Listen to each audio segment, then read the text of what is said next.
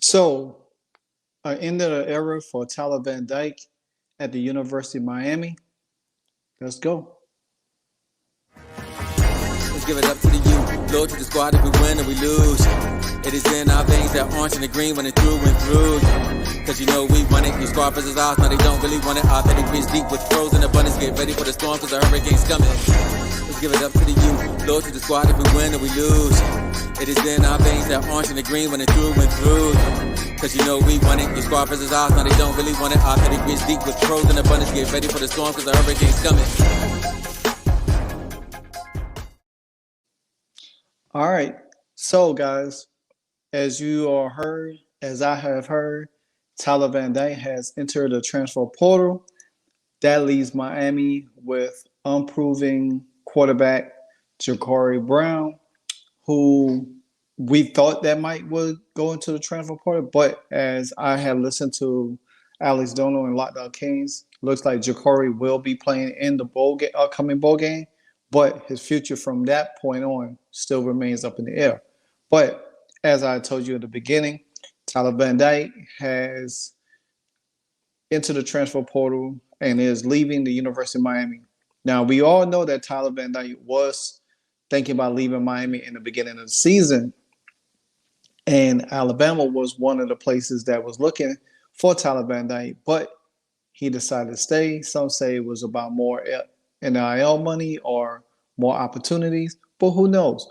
Some of us thought that he would go down to SMU with fellow offensive coordinator Rick Lashley, but he decided to stay. But we all know that Tyler Van Dyke this season has not been his best. I'm a huge Tyler Van Dyke fan. I've been a Tyler Van Dyke fan since 2021. And when they was thinking about who was going to take over for Derek King when he finished his collegiate career, and everybody was so high on Jake Garcia. Now we all know that Jake Garcia left last year.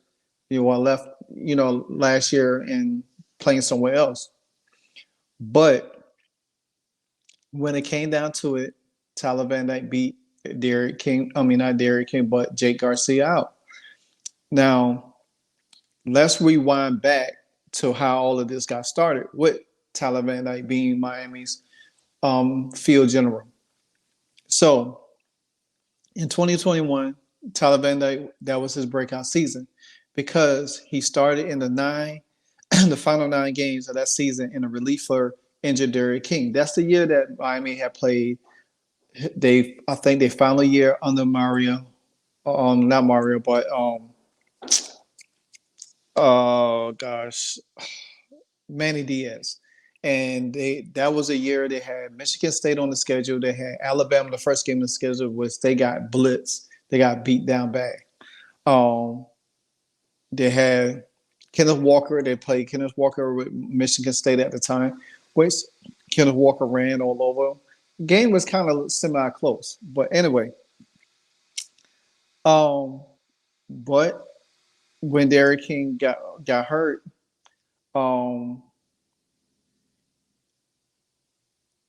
Derek King, he was Miami's guy. He was the guy that Manny Diaz didn't.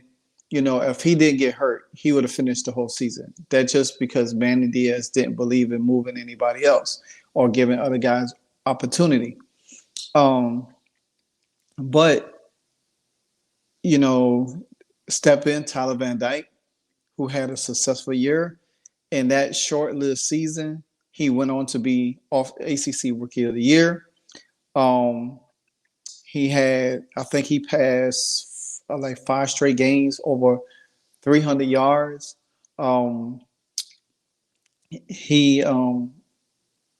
was multiple games. Now you got to think, Charles DeRambo and all them guys, Bill Mallory, all of them was there at the time. So now the running game wasn't that spectacular, but he had the passing game for Miami was really, really good. But nevertheless, we all thought, hey, okay, we have found our quarterback of the future.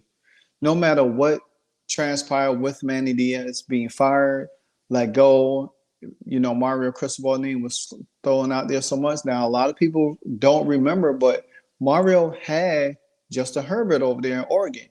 So a lot of people think that, well, hey, Mario doesn't understand quarterbacks, but he do because one of the best quarterbacks that he had is in the NFL playing at a high level. So Mario comes over, he see what Tyler Van Dyke could do.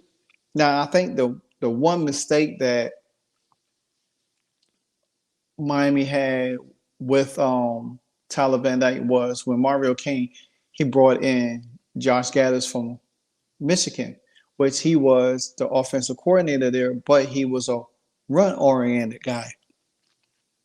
And you look how Michigan was built last year; they ran the ball so much, and then they got the year before they got bounced out of the college playoff because they was so run heavy, they didn't pass a lot.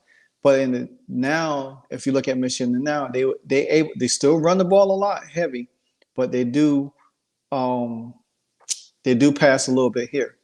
But having Josh Gaddis over there last year with Tyler Van Dyke and thinking that, hey, Tyler Van Dyke is going to be able to take on this offense, it's going to be more deep throws. But that was never the case. Miami ended up having a 5-7 record that last year, and Tyler Van Dyke played poorly. He was getting battered. He got injured. A lot. He hurt his shoulder. He couldn't, came in I believe he came in a Florida State game last year, and where Florida State just beat us to down, and it was no answer. And then it was Jake came in to try to do some things that didn't go well. Ja'Cory Brown came in a little bit, that didn't go well. So Miami, the offensive um um didn't go well. And seeing that 2022 season, Van Dyke had a lot of injuries. Like I just alluded to, he had a lot of injuries. And last year, his 2022 season was supposed to be the year. That was the year I figured, hey, Tyler Van Dyke has a great opportunity to be in a Heisman candidate, because there was a lot of talk about Tyler being into the Heisman realm. So, and I was like, okay, I think a new offensive coordinator, Tyler Van Dyke, is going to show. But it never was the case. And then entering this year, guess what? He never came close to none of the heights that he had. He seemed like he regressed a little bit, a lot of inconsistency with his part. Shannon Dawson installed a new air raid because Mario wanted to go air raid. But then we look at it from a standpoint is where what makes last year and this year any different? Because Tyler Van Dyke was inconsistent. He threw interception. He didn't read his progression.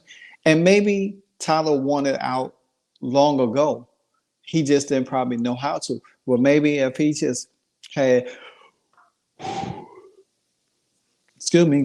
maybe if Tyler had just left Miami in the beginning of the season, then we could have just rolled with Emory Williams and Ja'Cory Brown at that time. And if you notice, after the Tyler Van Dyke got hurt in the North Carolina game, a game which I was present for to watch, there was a lot of turnovers in that game. Tyler Van Dyke he just didn't look like he had it. And you could have tell that something was wrong with Tyler at that time. And then I wanted them to bench Tyler the next game. But he came. But they finally benched Tyler. And against Clemson, in which a game that Emory Williams won on the defensive backs of Corey Flagg and Ruben Bain. They solidified the game, and Emory Williams got his first win. So with that being said, here comes Florida State. Tyler Van Dyke didn't suit up for that. He suited up, but he didn't start for that game. Emory Williams did.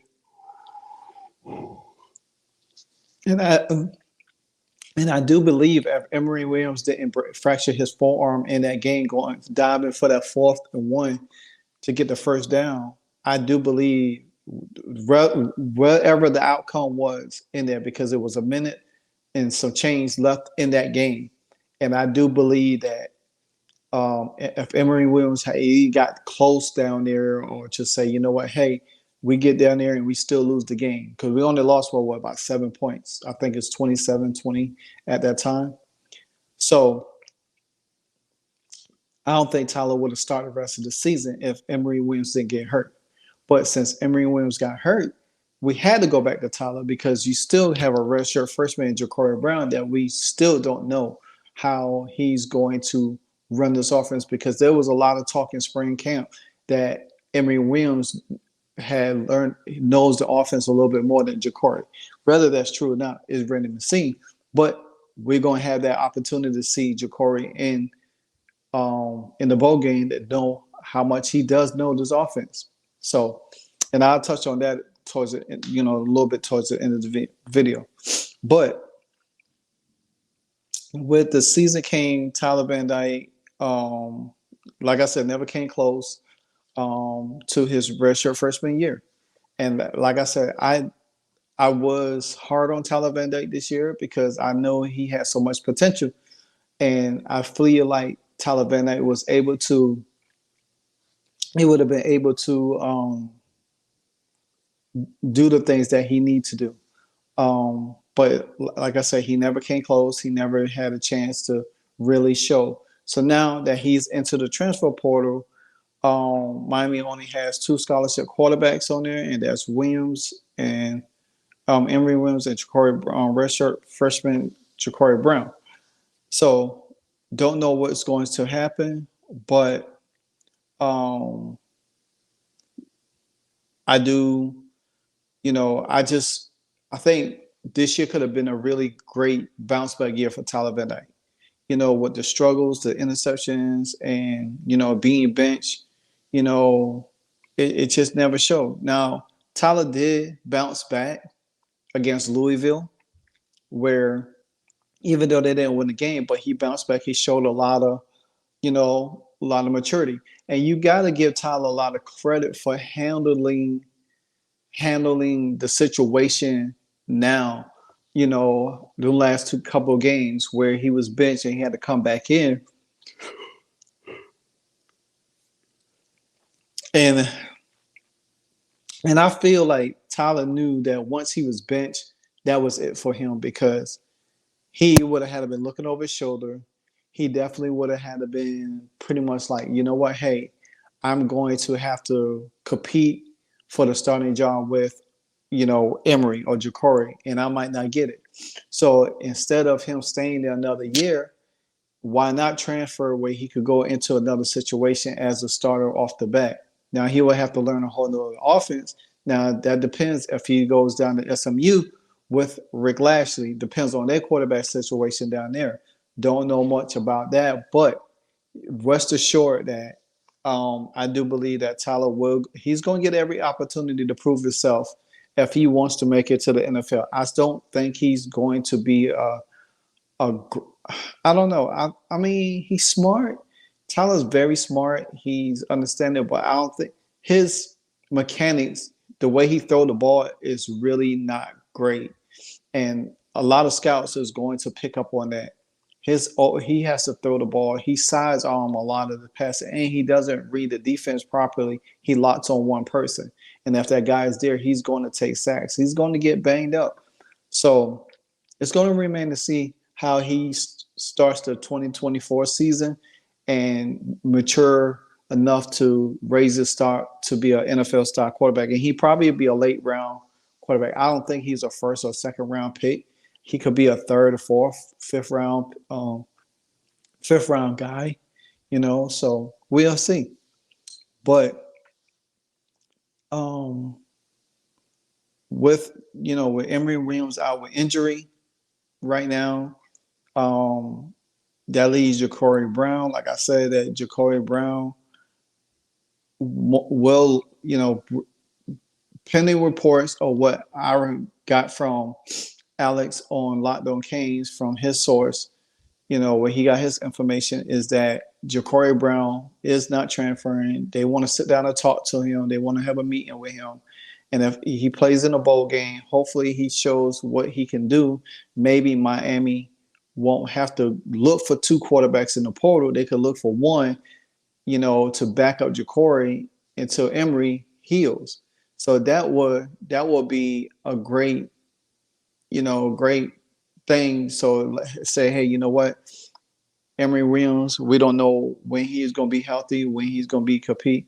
But if Ja'Cory goes out there and show what he can do in the bowl game and electrifies, like the Rock say, electrify the crowd, and show that he could run Shannon Dawson's offense, then Miami will have something to build around next year. And then you could use that as a building block to build around Ja'Cory if you could get him to stay at Miami. But if he raises his stock and decides that, hey, I want to go into the portal, then Miami's going to be stuck because then they have walk-on quarterbacks that,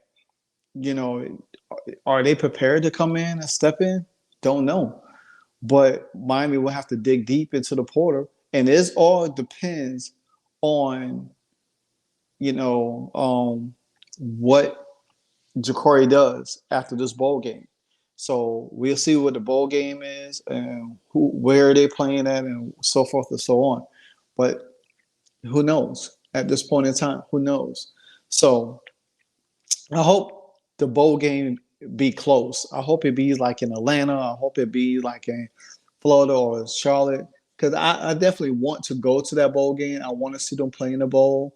So that would be give me another Miami game to see this year. So I'm looking forward to that, hopefully. But nevertheless, now other news of transferring out is Tyler Va Dyke is not the only transfer that's leaving the University of Miami. We have Don Chaney Jr. that's leaving also. Chaney, he's coming back from injuries as well. I think the 2021 season he was out. He did come back last year a little bit, play, but Miami needed more running backs because I think it was Chaney and Harris at the time, and Rooster before Rooster left, because I think Rooster left at the end of the last year. So and Rooster, he I was a fan favorite of Rooster. I like Rooster a lot. A lot of people like Chaney. I didn't get to see much of Chaney, because he got hurt in that 21 season. But last year I got to see a little bit of him, and I thought, he played well last year, and I thought, he was going to be a great viable part. But Mario went on a running back tantrum, and we deep at running back now. Our running back room is so deep at this moment. So deep, you got Fletcher, you got Citizen, you got Allen, you got Harris still there, you got Chris Johnson Jr. that's still there. So the running back room is still deep. Now, hopefully nobody else decides to leave, because these guys have had great seasons with Miami. And I think out of Allen or Fletcher, I think Harris probably, because he came from Mississippi State. So I think Harris, if he decides that he's not going to get enough playing time, I think he'll probably be the next one, and you probably will have to look out for that might decide to leave the University of Miami. Who knows? But Chaney, he played a great viral part this year. He is a fourth-year sophomore. He was very productive for the University of University of Miami. He is the second leader rusher in rusher in carries and third down yardage, but but 3 games. So that's pretty good for what he has done, except for 3 games. And he received less than 10 carries. He finished the season with 478 yards rushing and 2 touchdowns with 5 yards per carry. Now, like I said, as the future of Miami running back group, they still got Mark Fletcher Jr., A.J. Allen, very involved this year. I mean, he's very, very involved. And junior running back Henry Parrish leading the group. But Henry Parrish started off the year, But Mark Fletcher shows some. He shows something. He's a bruiser. He don't have great speed. AJ Allen is power and speed. I love when he's in a game, and I wanted to see more of him and Parrish together because Parrish has that speed to hit the outside. AJ has that power to hit in and outside. If you watch some of the games that he was really wearing down um, defenses. He has power. Fletcher, he doesn't have a lot of speed, but he does have a lot of power once he get on outside. And he's a big back. He's like almost like a Derrick Henry type back. Not as big as Derrick Henry, but he's pretty big. Um, but Miami also has a commitment from the fifth-year ranked running back recruiter nation, Kevin Riley. So that's, I mean, like I said, Miami is so deep at the running back position. They won't be hurting for running backs because he could eventually step in and join the group.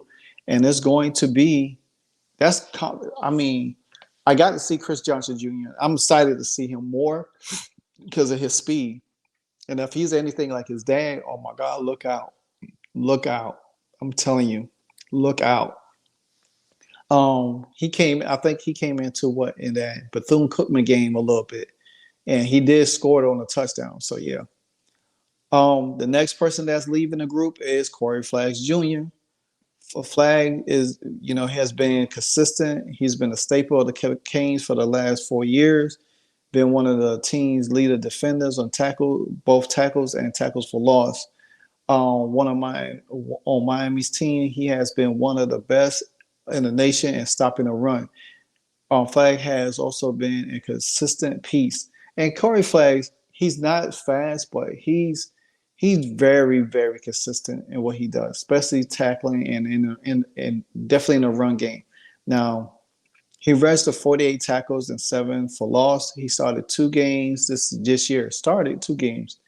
Miami will miss his contribution of Flagg, but will still have Junior Francisco Manoa, and his brother, plays on the offensive line. And being honest, Francisco, he's been a beast this year. I mean, you could tell he could put his name in some of Miami great linebackers, of yesteryear, like a John Beeson and oh man, John Beeson and the guy, I just seen his name up there commentating over the weekend. But anyway, so yeah, Manoa, he has that skill set to be one of them guys. And he does lead the team in tackles, tackle for loss, and tie for the lead in sacks. In terms of youth, Miami has sophomore Wesley Blassagain there also, who's going to step up there. And he also registered 38 tackles, as well as several freshman linebackers who could potentially step up. So Miami definitely won't be hurting so much in the linebacker department, but you got to think at some point in time these guys going to move on. They know that Miami is creating a lot of depth, and there's going to be a lot of hungry guys come out there, and things are going to be a little different. So then you got Jahvar Harvey, the fifth-year junior, has been granted another year eligibility and has decided that he will be using his to another university. And Harvey was another part of Miami's stout defense in the trenches on that defensive line, but has been unable to replicate the production from last season with only 5.5 sacks, 5.5 tackles for loss, and has finished the campaign with a sack and 2.5 tackles for loss. So he hasn't done much this year, but he was adding depth.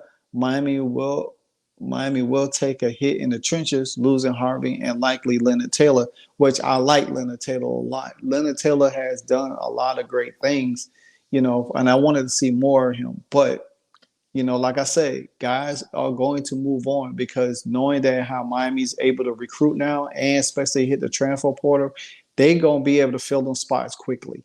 It's not like Miami's not going to be able to fill these spots. Now that Miami has put themselves out there a little bit more, team players going to want to come and be a part of Miami now and add more depth into what Miami is already building there. But who Leonard Taylor, who is projected to leave for the NFL draft. So that's another good thing. Leonard Taylor, because I was looking at Junior Phillips over there, play for Miami. He's with the Dolphins and stuff. You got to think that I was watching Tariq Stevenson over there with the Bears safety. So I mean, there's Miami is going to have guys in the NFL draft. No doubt about that. Miami will likely rely on freshman phenom Ruben Bain, who had 9 tackles for loss and was tied for the team in sacks with 7.5. So Ruben is probably going to be the leader of that group, whoever they get to replace some of the guys that they're losing. So, but Ruben is going to be a force. And if him and Maui over, they could lead that defense and add some more pieces to that defense, I think Miami's defense is going to make a lot of more noise that they have done this year. I think they will be a little bit better. They didn't against the Louisville game. That probably was one of their worst games. They played a game that they should have beat Louisville, but they gave up a lot of yards at that time. So, with that being said, Miami will have a lot of holes to fill in that notion. They will be able to make sure that they build back pieces, but I think the main piece that they're going to really look for is quarterback. Now that Tyler Va Dyke has decided to move on, Emory Williams still recovering from a fractured forearm. Ja'Cory Brown is most likely going to start in the bowl game. Don't know his future from that point on. So Miami definitely going to be looking into the transfer portal for quarterbacks. I will definitely probably in the coming days, most